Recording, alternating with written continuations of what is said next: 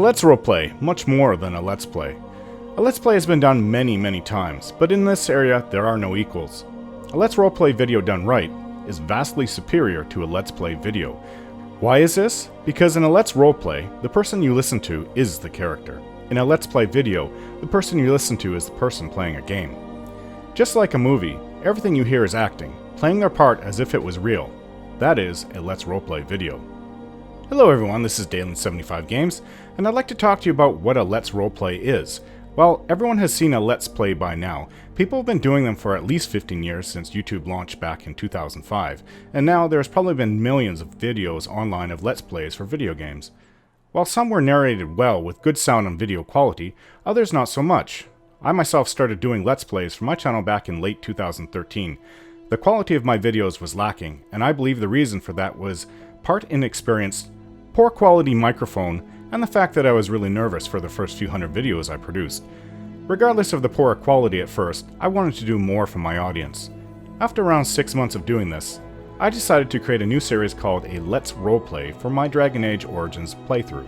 Since I've always been a bit of a role player, being in various Dungeons and Dragons groups, and being in role-playing guilds and MMOs over the years, as well as loving role-playing games, I eventually decided to incorporate some of this in my RPGs that I was working on. In late 2014, Dragon Age Inquisition was on the way, so I wanted to get Dragon Age Origins and Dragon Age 2 to be completed and my channel ready for when Dragon Age Inquisition came out. After around 5 months, I was ready for it. So what did I make in that time period? I had never heard of a Let's Roleplay before, and when that slight but fitting name change came to me, I decided to treat my videos in a manner that I have seen only a little bit over the years. Some other channels did have role-playing in their videos that I watched, but it was never quite in depth. I continued with this type of thinking. I would give my character a backstory and relate how my character was feeling or thinking now and then, but I would still for the most part talk as if I myself am playing a game. Now, it was sometime in late 2014 or early 2015 that I watched a series of videos from the channel Gamer Poets on YouTube. He had fully incorporated role-playing all the time. It was as if the game player was the game character and all his narration was done as in what the game character might think or say. I would liken it to watching a movie where the actors never stepped out of character. You know, something we've all seen since we can remember. This was normal for TV and Hollywood, so why it's so rare for videos of playing through a game online? Well, here I can only offer my opinion, but for me it was because I had never seen it before. But when I did, I was convinced that that is how my Let's Roleplay videos should be. And I'm not sure if this has caught on much on YouTube, but I'm fairly certain that nearly everyone just makes videos of them playing through a game without any thought otherwise. As I said earlier though, I wanted to give my audience something more. Something with a bit of quality. Something that a regular old Let's Play couldn't provide. I cannot say if the reason that I wanted to do this was because so few were doing it, or if I felt I could offer a convincing character story. It wasn't easy at first, but I converted to be fully in character around halfway through my Let's Roleplay of Dragon Age Inquisition and 2/3 the way through Baldur's Gate. One thing that took a little while to catch on, in which no one else was doing that I'm aware of, is story. See, I don't just do a fully in-character video, I narrate a small story more like a journal or diary of my character's thoughts, feelings, and especially his or her previous experiences start off each video, and in some rare occasions within the video at some other point, depending on what is happening. During the diary, I typically show things that have previously been recorded or pictures from outside the game to help highlight the point of my story. For some, I display a map of the land, and with little moving pictures or moving the map around in a semi-animated style. This took some experimenting with Adobe CC Pro to learn how to do this, but I think by now I have done pretty well. Doing a diary at the beginning of each video also allows me to put my writing skills to work, something which I am more than happy to do because I have put so much effort into professional writing in the last decade or so. Voice acting. Well, I don't think I'm that great at it, meaning in my own self-critical way, I know that I can improve. I experiment a little bit as my videos go on, but I think that by now I have learned some and am much better than I used to be. With time, I can only improve as I incorporate more emotion and realism with my voice. The first fully in-character game that I did from start to finish was and still is Pillars of Eternity, though I missed the DLC from that game. It is one of the first one I've done from start to finish 100% in character. You can actually see the evolution of my role-playing through the videos. By the end, I had gotten the basics down that I'm using today. Unfortunately, in mid-2016, I suffered a serious illness, encephalitis, and was hospitalized for 15 days until I was released. I wasn't allowed to drive a vehicle or even be the sole caretaker of my 2 little boys for several months, as the swelling in my brain went down. I had trouble thinking clearly or even talking normally. I sounded like I was an 80-year-old man, at least to me. So I quit making videos for a while. My health wasn't that great anyways. I had neurological problems with headaches and nausea that were almost with me on a daily basis. And with my wife out of maternity leave, it all made it difficult to continue making videos for my channel. That and the company I had a partner program with, N4G TV, was let go from Maker Studio, and I was among the many hundreds of thousands of small channels left to go on their own, so I thought my YouTube income would drop to nothing. It's not that I made much money on it anyways, but I hope to do so one day. I later found out that it wasn't true that partner programs really benefited you much, at least in terms of income. They basically just took your money and paid you with it, and took 30% out for themselves. Their so-called better paying commercials was just a way of sucking you in. These were the reasons for me to stop making videos for those years, and I left Dragon Age Inquisition unfinished as well as Baldur's Gate. Fast forward nearly 4 years and I'm back, and not only did I finally finish the last 4 videos for Dragon Age Inquisition, but I have as my flagship return video series, so to speak, The Elder Scrolls III: Morrowind. In it, I believe I have really ramped up the quality of my writing, voice acting, and character development. I've also restarted my Baldur's Gate Let's Roleplay, and this time not only was I starting off at 100% in character, but I decided to play as a female, the previous save for my unfinished Baldur's Gate Let's Roleplay having been lost in the 4 years of me not producing videos for my channel. Previously, I played as a female character in Dragon Age 2, but as I said, it wasn't fully in character, so how can I, as a male, play as a female? How can I, as a human being, play as anything that I'm not? It's acting. It's writing. Ultimately, it's me giving you a story, no matter what I'm playing as. To be clear, this has no political agenda, and my channel is quite politically free. I don't cater to any crowd or group, and I do what I feel I can do. So, when you hear my voice playing as a woman, like I said, I'm giving you a story, and with my history of role-playing, especially in MMOs, I do believe I can write and carry on as the opposite sex. The only glaring thing might be the sound of my voice. I did look into voice modulators, but it seems that changing my voice to a convincing female voice is not publicly available right now. There is one company out there that I was able to find that created software that could completely copy one's voice, and then it would read any writing in that voice and sound just like the voice copied. I had the idea that I could take this and copy the character voice from the game in Baldur's Gate and use that. They say that they are in beta right now and are not open to selling it. I think that they have fears of using it to copy people in some kind of fraud or deep fake, as the official term might be for it. So the technology sort of exists, but it's not yet available for us. And no, I've thought of trying to rope my wife into it, but with how busy she is and how much time it can take to voice my characters, it would slow up my video production to a crawl if I attempted to go that way. Besides, think of it this way, anyone can write a character that is different from them. That is what stories are all about. What I'm doing is just giving you a story. This is something that I agonized over a fair bit because I myself was at odds with it at first, and it didn't seriously occur to me until I attempted to make the first video. But after thinking about it, especially now that it's been around for 3 weeks since I've published that first video, and many people seem to be accepting it, I myself have come to accept it too. I'm happy and excited at the prospect of writing something that I am not, convincingly so at least in a Let's Roleplay, no matter the gender involved. I actually played through Baldur's Gate with the Ajantis mod that adds in a heavy element of romance into the game, and which an author, a woman I believe, carried on the mod into Baldur's Gate 2 and all the way to the end of Throne of Ball. I never got that far to finish it, but I do have to say that it is very well done, and I'm pleased to be able to present it to my audience now in a Let's Roleplay.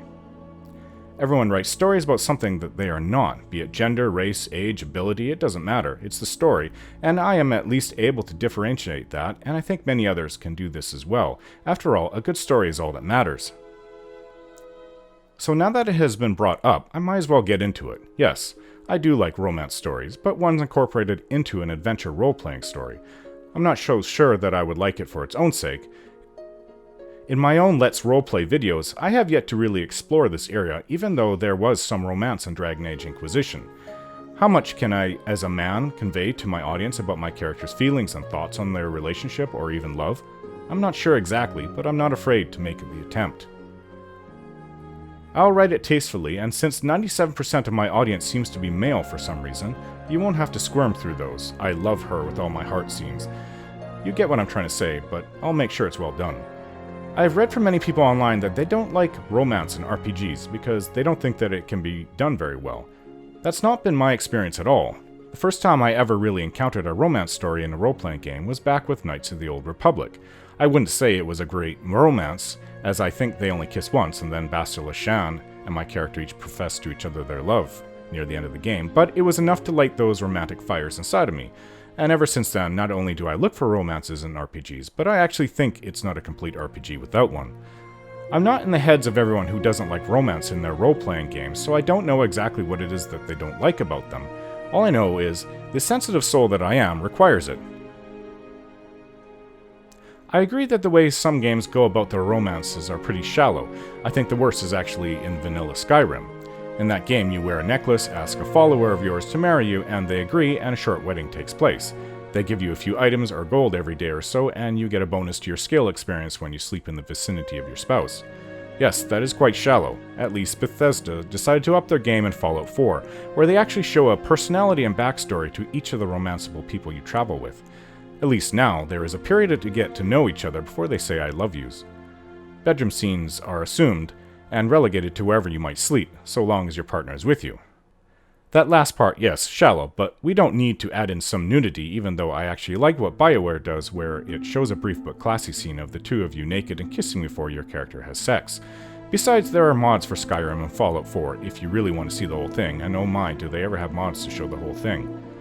I believe that one of the best romances that I have ever played in a role-playing game was in the first expansion for Neverwinter Nights 2. It's called Mask of the Betrayer, and it has a very nice and long romance between you and two potential characters you can group with. It was done very well, and it even has a great ending scene where your character marries their lover. So no, I don't agree that romance is not possible in video games. I fully think it is, and I wonder if people are just afraid to get into the heads of their characters. I'm not afraid, and I fully look forward to it. Maybe that helps my role-playing? I'm not sure. I'm not saying that I method act for my characters in my Let's Roleplays, but I'm able to slip in and out at will. As for game lore, to better incorporate the story, much lore is placed in appropriate places. For the most part, this would be in my video diaries, but other times it is placed within the video so that you understand the story better, that both the game and I are trying to tell. Sometimes watching someone playing a game, especially in an open world one like Bethesda's, doesn't always mean you understand, caught that one snippet, or remember way back 80 videos ago what the significance of this new Advent thing means. Knowing this, I would place it in a diary to reinforce its significance. I've done this many times throughout my 2020 videos so far. In other cases, I will bring in world lore to express something that my character is thinking about, even though it might have little to do with the actual game's story. I would do so because this isn't just about the game story, this is my story that I'm telling, and this lore further fleshes out my character. So if my character has thoughts or experiences in an area that you may only hear from me, the character narrator, be sure that the information has been ripped right out of the game universe lore in some manner, be it just in real-world books for Forgotten Realms, or information gathered from another game in the series. I would use it to better tell my story. So yes, I do incorporate much lore into my Let's Roleplay videos. This requires some research on my part, but in the end, I believe it will more richly reward the viewer. Lastly, I want to talk about character development. Considering that I have played some of these games before to the end and know what is coming, I can sort of plan for what I want my character to be like ahead of time, or at the least get a feeling for the direction I want to go. It's not always easy in games that I'm playing for the first time though.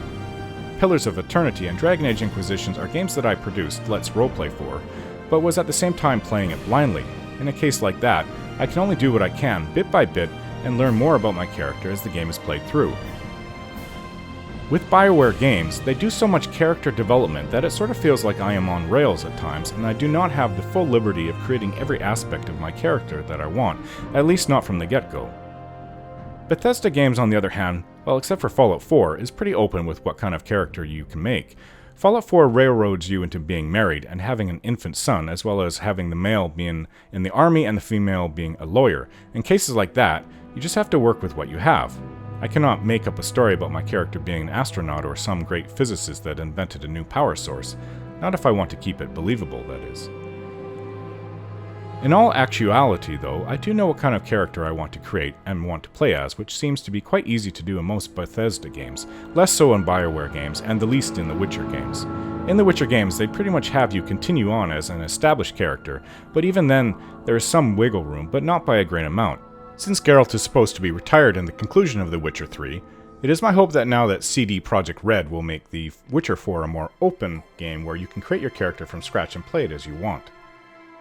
I started my Morrowind Let's Roleplay as of writing this around a month and 4 days ago, and I knew the type of character I would play beforehand.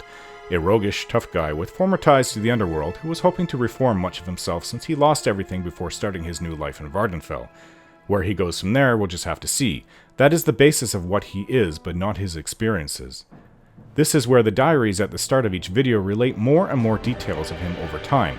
It turns out that he had a bit of a tragic life, losing his parents when he was very young and living on the streets for several years until he met a kindly imperial priest who helps him out by bringing him over to the imperial city and educates him on religion and the wider world he lives in.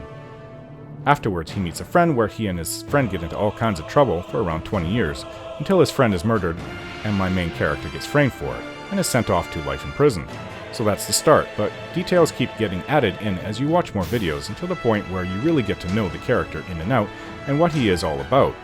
I don't just start off in an assumed path towards redemption, I have reasons for every step of the way, so yes, the character gets fully fleshed out and developed. I'd love to throw in romance in that game too, but we'll just have to wait and see how the mod I have in there works with him.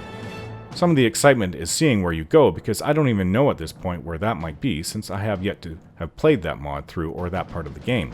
So as you can see, yes, my Let's Roleplay games are much, much more than just a simple Let's Play of video RPGs. To me, they are the defining playthrough of that game for myself. In my mind, if I'm happy with how it was done, then there never really was much of a better playthrough experience of that game. It is to me playing in character and sharing it with the world. As far as I'm concerned, after doing this for as long as I have, I don't care to watch people do their Let's Plays anymore. Give me a good actual Let's Roleplay, and I'll watch it with all my free time. Right now, I'm working on the Elder Scrolls 3, Morrowind, and Baldur's Gate Enhanced Edition. Judging by the votes on my channel, my next game, when I have the time to do it, will be Pillars of Eternity 2. Keep in mind that I am playing through Morrowind to Oblivion, to Skyrim, and perhaps to even Elder Scrolls 6 when it comes out.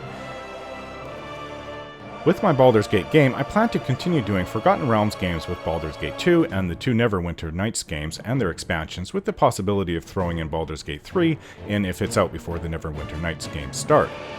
That is years of content that I will be putting out for everyone to enjoy. Also, please be aware that my videos are not for under age 18 crowd. I don't swear in my videos, but the content is mature themed with violence and storylines that a young person just might not be able to appreciate. I had to restrict one video because of a certain woman's body part that took me by surprise. In general though, my videos are not restricted. In the further future, I plan to make Let's Roleplays for the Mass Effect games, the Witcher games, and the entire Fallout RPGs. So thanks for watching. Please go and visit my channel and check it out, and if you like what you see, then subscribe and start watching. This is Dalen75 Games, and I hope you'll watch my videos, and I look forward to seeing you in the comments section.